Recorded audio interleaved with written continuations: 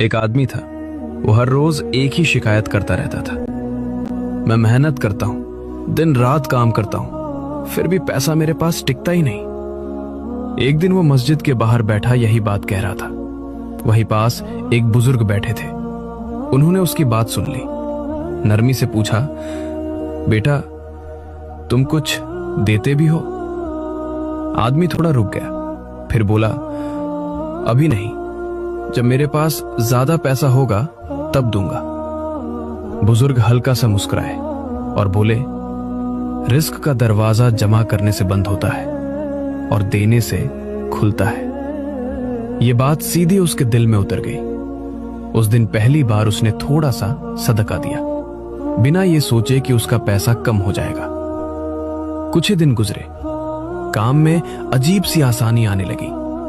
जो पैसा रुक जाता था वो चलने लगा। जो मेहनत बेकार लगती थी उसमें बरकत दिखाई देने लगी।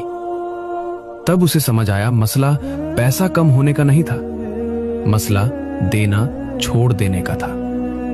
नसीहत, जो हाथ देता है उसी हाथ में अल्लाह बरकत डाल देता है, और जो सिर्फ जमा करता रहे उसका दिल भी तंग हो जाता है और उसका रिज्क भी।